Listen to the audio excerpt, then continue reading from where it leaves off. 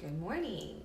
So I had my next idea lined up for my next video topic, and I struggled with my creative process, and I just decided that I'm gonna hang low or lay low until the new year, and I'll just post my video then. It's like sequential somehow. Like I found the 5 stages of grief, and my last video was about the 6 R's, and then I found the 4 phases of grief, and I'm like, oh cool. So I already had, again, same point, but I'm gonna have to pivot and give myself the self-care I'm preaching about. My hands have been through absolute hell between April 2020 and September 17, 2021. I've been working nearly every day. So these have seen a lot. They're sore. It's as if I've been weight training them, and I haven't been. They are just beat up from holding the phone, researching, driving, carrying groceries, whatever.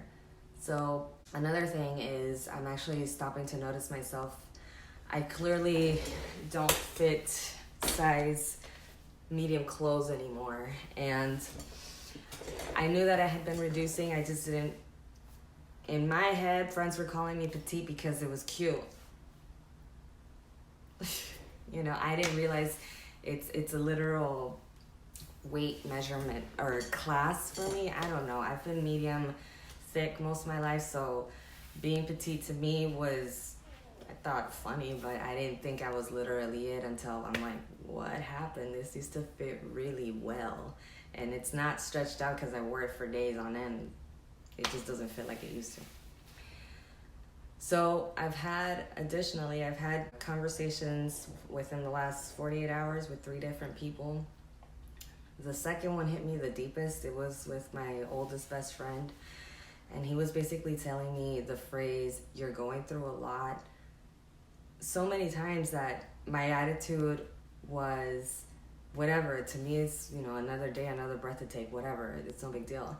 But he just said it so many times. We were speaking in plain English, but I'm like, what do you mean by that? And he ended up asking me,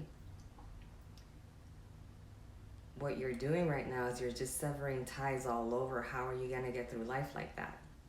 And I told him, oh, homie, don't worry about me. If anything, I'm just really setting my boundaries with any old patterns. I can't repeat what I used to do in the name of love for whomever. Like, I just can't function the same way I used to. The old code doesn't apply to me anymore, so I can't react in any expected way. I am reacting by honoring me, okay? I'm not blocking out people deliberately from my life, nor can't I accept anymore. I mean, if that were true, I wouldn't be trying to connect with grievers or anyone else that I could help. But ultimately, I just took away that my friend was worried about me because he thought I was losing my smile. And I told him, no, but I love you and I appreciate you for saying it to me that way. Because if anything, it's forcing me to revise and review and realize how, like, I'm a wounded body right now, The pain is here and is here, but it's affecting me here, and it's visible. When I was on work mode for the videos, I was just like, get up and do something. Like, I was inconvenienced when I felt hunger or thirst. I'm like, what do you want now? Like, instead of having the excitement of getting to eat fresh food, drink fresh water, I'm over here like, what do you want now? I'm basically talking my body that way. And not only is it not right for anyone to speak to themselves that way, but especially in this particular turning point in time, I'm coming up to my first anniversary without my girl. So I've got my systems in place to get through that day and other things, but my friend basically in a loving way made me realize, you've been beat the hell up. Slow down. So I'm going to lay low for the rest of the year. So I've previously divulged that I am an astronomy geek, and I wanted to react to a video I saw when I was 20. I first saw this when I was 20, and first heard about the asteroid Apophis that might hit us in 2036, blah, blah, blah. Another way to die. So I saw this because it came to mind, and then I realized that I feel a lot like that video. The grief feels a lot like that video. I hope I don't freak anyone out too much. This is just metaphorically speaking a lot like what grief feels like, in a sense that there is impact. It does take over, and in the end, there's a very visible mark that indicates the pain started there. And I'm only laughing because I'm trying to be mindful of the many reactions that something like this might have. Someone might be like me and laugh, or they might be totally freaked out and think that I'm possessed by the devil. Who knows? But in any case, I muted the Great Gig in the Sky song by Pink Floyd for copyright reasons. I'll end by saying this video shows an asteroid hitting the Earth and its devastating effects. I also wanted to highlight that I feel a lot like the impacted Earth after an asteroid hit, of colossal effects to that extent, because as bad as the damage is and as hopeless as life is in that state, the planet still remains. As heavy as that hit is and how devastating the after effect of the hit is, I noticed the planet didn't itself crumble apart, it stayed, meaning life will be back at some point. And it obviously takes billions and billions of years for the Earth to not just heal itself, but for life to start. Word on the street is an impact like this has occurred to the Earth at least 6 times already. I'm like, well, I have to take it as valid, because when's the last time I ever bumped into a dinosaur just walking down the street, around the corner? I've never seen one like that, and I know that their lives were here at some point. So I wanted to have a little bit of freaky fun now that I've realized I'm wounded, my body's tired and sore and reducing before me, and I haven't kept my eye on it enough, and I'm just gonna have to return home and give myself some TLC. Like the way that I would treat Missy, I'm gonna have to treat myself now, So till the end of the year, I'm not gonna post anything new. I'm just gonna have to chill, force myself to chill, excuse me. So here's my reaction to, the exact name is Asteroid Impact Great Gig in the Sky, Pink Floyd HD.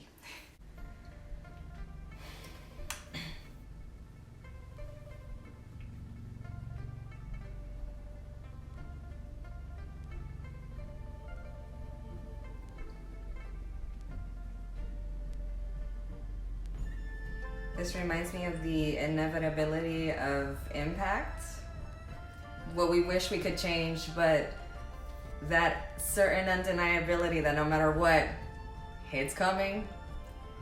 Ain't nothing you can do about it. You don't want it. And yeah, here we are.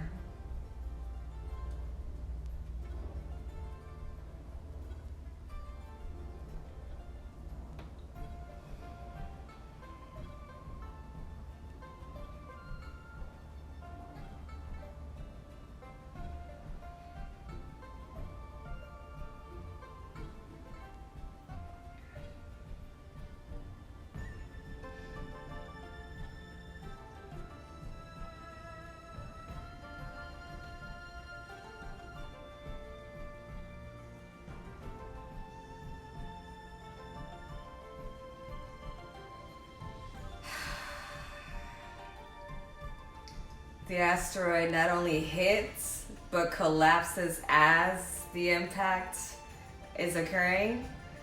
And as you know, everything that goes up must come down.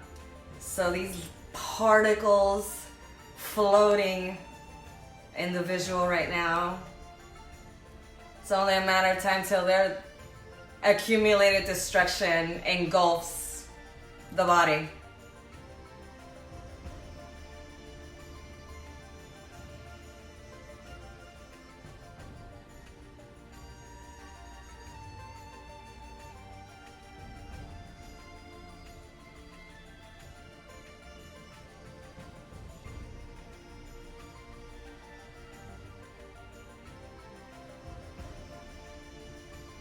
And you in the back hopelessly yelling and screaming, wishing it ended or that it never even occurred.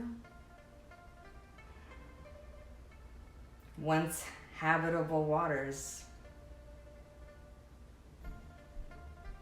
once nourishing waters, mountains we want to climb.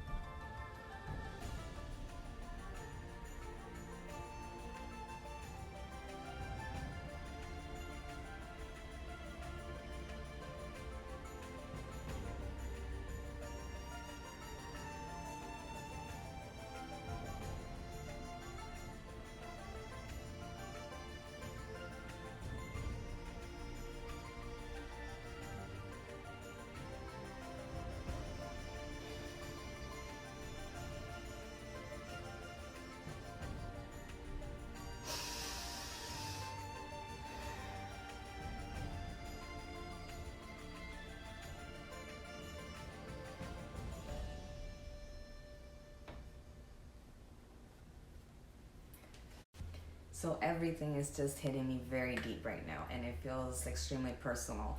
And in a way it is, I can find my girl in the night sky. So, if even the earth can take and recover from asteroid hits, I know I'll be okay. It's just, this journey it's not one you want to fast track, because doing that will leave you with a sore body. And that's not cool either. So, have fun. I'll be back early next year, feeling a lot better, I'm sure. I have some really cool activities to do on the 28th. That's the day I lost her. It's Missy's first anniversary since she departed. So that day, I think I'm just gonna lay low and let it be the day. I don't know what that day's gonna be like. I'm not gonna sit here and tell you what I'm expecting, because I'm not really expecting anything. But I just know that I'm gonna, not think about it too much. I'm just gonna live the day, and whatever happens, happens. And on the 31st, I have something very special planned. I'm gonna go see a very, very dear friend. I'm gonna do something awesome. And then I'm pretty sure I'm gonna end up eating 12 grapes at the end of or at the beginning of the year. I'm only reacting like this. I'm slowing down because I'm like, he's known me since I was 11. So if he's gonna be like, hey, you're going through a lot,